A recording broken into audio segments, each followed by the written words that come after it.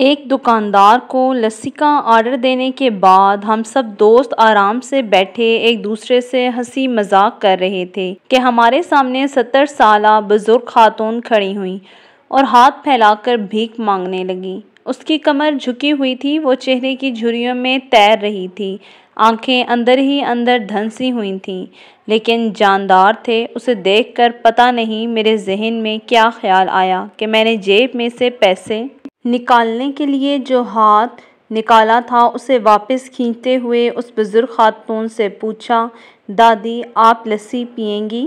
اس بات سے دادی تو کم حیران ہوئیں لیکن میرے دوست زیادہ حیران ہوئے، کیونکہ اگر میں انہیں پیسے دیتا تو زیادہ سے زیادہ 5 یا 10 روپے دیتا، لیکن لسی 120 روپے کی تھی۔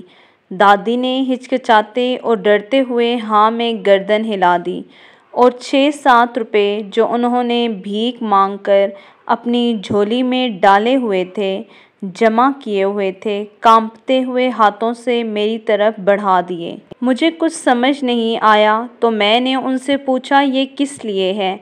وہ بزرگ خاتون بولیں، بیٹا میری لسی کے دام میں سے یہ پیسے ملا کر چکا دینا۔ میں پہلے ہی انہیں دیکھ کر جذباتی ہو گیا تھا، جو کچھ ادھورا رہ گیا اس کی کمی اس چیز نے مکمل کر دی۔ اس غریب خاتون کی خودداری دیکھ کر میری آنکھیں نم ہو گئیں، میری آواز روند گئی۔ بھرے گلے سے میں نے دکاندار کو لسی کا گلاس لانے کو کہا۔ وہ اپنے پیسے دے کر میرے پاس یا زمین پر بیٹھ گئیں۔ اب مجھے اپنی بے بسی کا احساس ہوا، کیونکہ وہاں موجود دکاندار میرے دوست اور بہت سے دوسرے گاہکوں کی وجہ سے میں انہیں کرسی پر بیٹھنے کے لیے نہیں کہہ سکتا تھا۔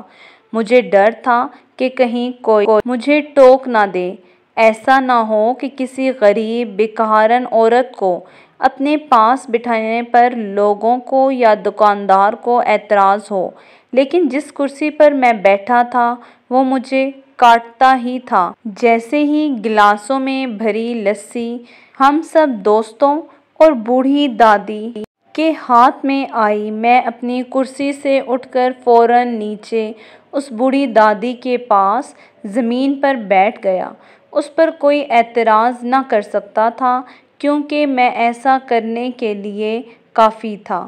آس پاس بیٹھے کچھ لوگ اور میرے دوست ایک لمحے کے لیے مجھے گھورتے رہے اور عجیب نظروں سے مجھے دیکھتے رہے، لیکن اس سے پہلے کہ وہ مجھے کچھ کہتے، دکان کے مالک نے آگے بڑھ کر دادی کو اٹھا کر کرسی پر بٹھایا اور ہاتھ جوڑ کر میری طرف مسکراتے ہوئے کہا، بیٹھیں جناب، میری دکان پر بہت سے گاہک آتے ہیں۔ چنانچہ دکاندار کے کہنے پر میں اور بوڑھی دادی دونوں کرسی پر بیٹھ گئے۔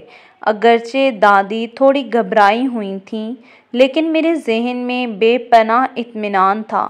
ناظرین، خدمت خلق اللہ تعالیٰ کی سب سے پسندیدہ عبادت ہے، جو غریبوں، یتیموں، مسکینوں اور لاچاروں کا خیال رکھتے ہیں۔